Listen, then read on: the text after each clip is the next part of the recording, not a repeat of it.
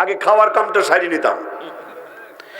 খেয়ে খেয়ে পেট বানাইছে 4-5টা মিষ্টি কুমড়ার সমান। এখন পেট হয়ে গেছে বড়, কলজি হয়ে গেছে ছোট।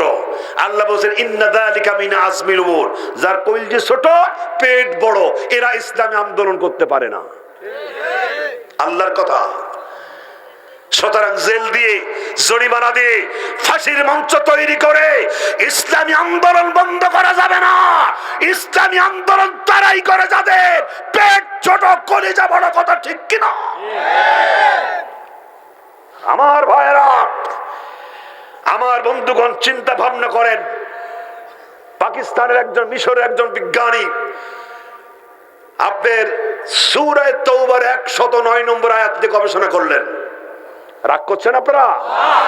সূরা তাওবার 109 নম্বর আয়াত গবেষণাটা শুনলে চোখ কপালে উঠে যাবে। উনি বলছেন এখানে টুইন টাওয়ার ধ্বংস নিয়ে আল্লাহ আলোচনা করেছেন। কি সুন্দর কথা! টুইন টাওয়ার ধ্বংসের আলোচনা সূরা তাওবার 109 নম্বর আয়াত। উনি বলছেন উনার গবেষণায়, উনি গবেষণা করে এখানে 6টা পয়েন্ট বের করেছেন। নাম্বার 1, উনি বলছেন সূরাটির ক্রমিক নম্বর হচ্ছে 9। সূরা ফাতিহা, সূরা বাকারা, সূরা ইমরান, এইভাবে যদি আপনি সূরার ক্রমিক গণনা করতে থাকেন তাহলে সূরা তাওবা পর্যন্ত ক্রমিক নম্বর দাঁড়াবে কত? 9। জি মোহতারাম, আমি একেবারে শেষের দিক চলে এসেছি, একেবারে শেষের দিকে। আমি জানি সবাই বিরক্ত হচ্ছেন, কষ্ট পাচ্ছেন, এই তো আমরা একেবারে শেষের দিকে। জি, সূরা তাওবা সূরা ফাতিহা থেকে যদি আপনি গুনতে থাকেন ক্রমিক নম্বর হবে 9। আর যেই মাসে টুইন টাওয়ার ধ্বংস হয়েছিল মাসটার ক্রমিক নম্বর 9। মাসটা ছিল সেপ্টেম্বর মাস। জানুয়ারি, ফেব্রুয়ারি, মার্চ, এপ্রিল, মে, জুন, জুলাই, আগস্ট, সেপ্টেম্বর, এর ক্রমিক নম্বর 9। নাম্বার 2, তিনি বলছেন এই আয়াতটি 109 নম্বর আয়াত কোরআনের 11 নম্বর পারায় অবস্থান করছে। আর এটা হচ্ছে 11 হচ্ছে ধ্বংসের তারিখ, অর্থাৎ 11 সেপ্টেম্বর। সুবহানাল্লাহ, বাকি থাক আর একটু জোরে।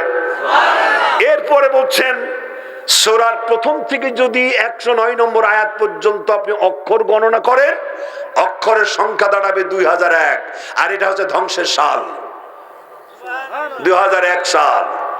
সুবহানাল্লাহ, একটু সাউন্ড দাও ভাই, আমি দুর্বল হয়ে গেছে। প্রিয় ভাইরা, এরপরে উনি বলছেন টুইন টাওয়ারের একটি তালার সংখ্যা ছিল 109, আর এটা হচ্ছে আয়াতের নম্বর 109। সুবহানাল্লাহ। তিনি আর এক ধাপে গিয়ে কি বলছেন, টুইন টাওয়ার যেখানে স্থাপিত আছে ওই জায়গাটার নাম হচ্ছে জুলফিকার। আর আয়াতের মধ্যে ডাইরেক্ট জুলফিকার শব্দটি এসেছে।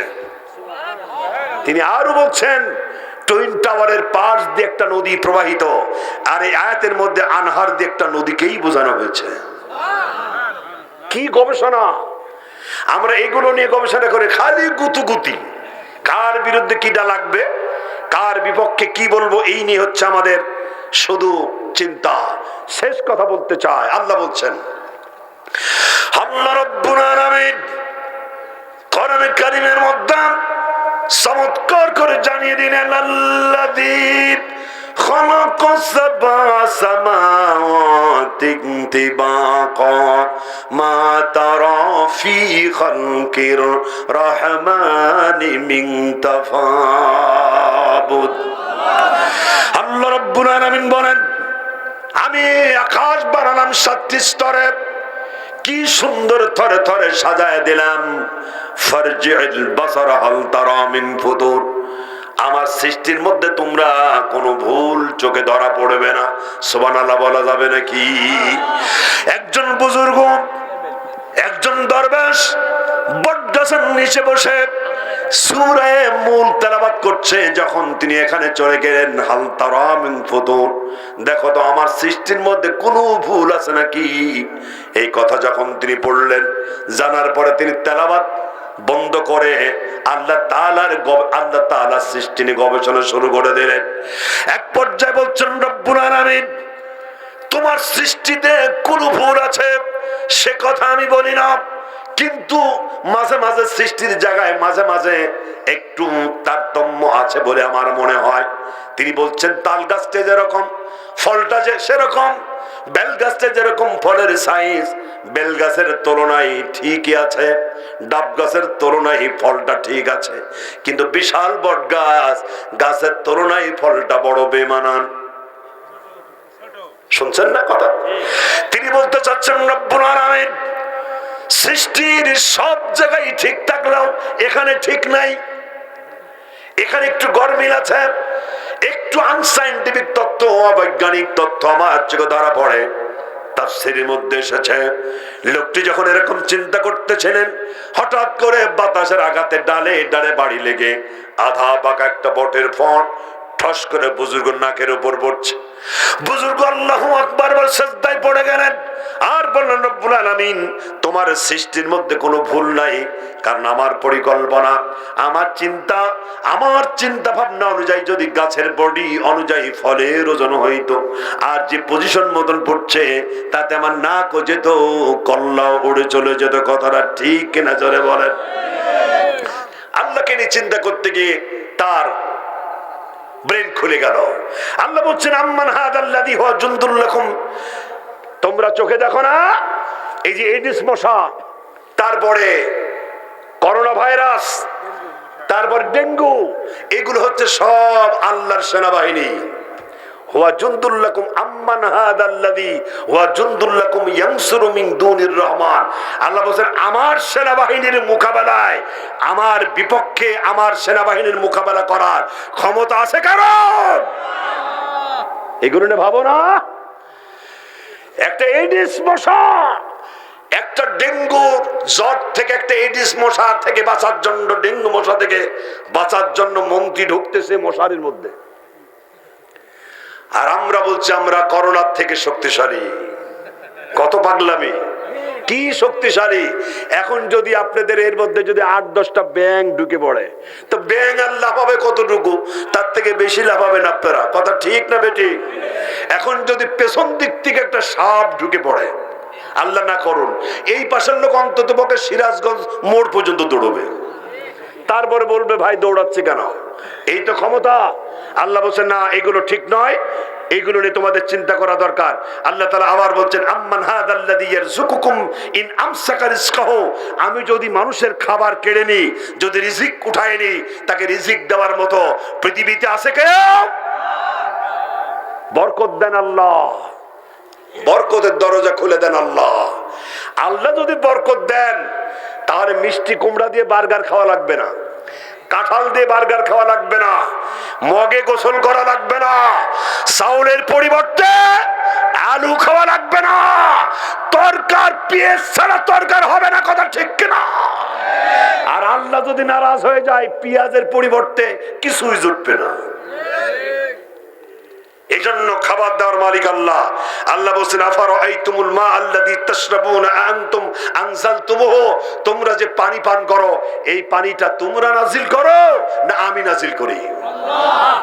আল্লাহ ইচ্ছে করলে পানিকে যদি 4 ফিট 5 ফিট এর লেয়ার যদি নামায় দেয়, পৃথিবীর এমন কোন শক্তি আছে এই পানির লেয়ারটা উপরে উঠানোর?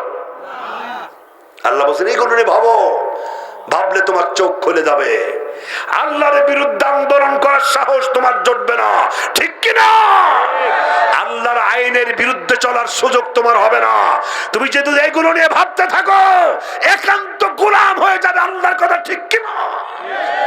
আমার দেশের একটা কুকুর আর একটা কুকুর আইন মানে না। সিরাজগঞ্জের মোড়ের কুকুর যদি সিরাজগঞ্জ শহরে ঢোকে, জিরো না হিরো?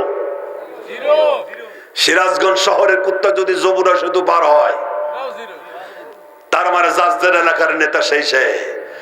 এই দেশের একটা ছাগল আর একটা ছাগলের আইন মানে না, গাধা আর একটা গাধার আইন মানে না, ব্যাঙ আর একটা ব্যাঙের আইন মানে না, অথচ মানুষ মানুষের গোলামি করে।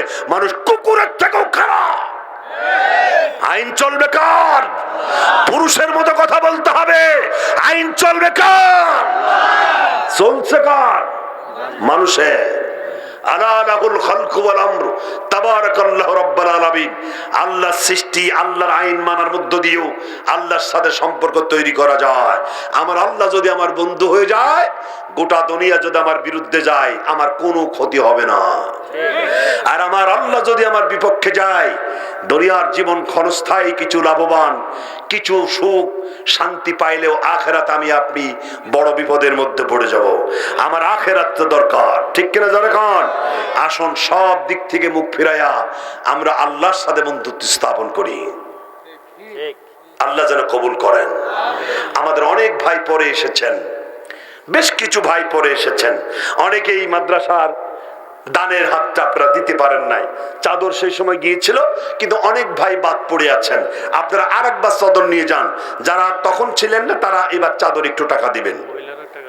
ও আমাদের অসংখ্য মেয়েরা, ওঠেন ওঠেন, আপনারা 2-4 জন ওঠেন, পেছনে চলে যান। অনেক ভাইরা পরে এসেছেন, চলে যাবেন না কেউ। যারা টাকা দিয়েছেন আমি তাদের প্রতি বলছি না, যারা দেন নাই, অনেক ভাই পরে এসেছেন, আপনাদের কাছে আমাদের ভাইরা যাচ্ছেন। অসংখ্য মেয়েরা এসেছেন, মেয়েরা টাকা দিবে। আপনারা দায়িত্বশীল যারা আছেন মেহেরবানি করে আমাদের মা বোনদের কাছে যান, চাদর নিয়ে সেখান থেকে কালেকশন করে আমাদের কাছে পাঠায় দেন।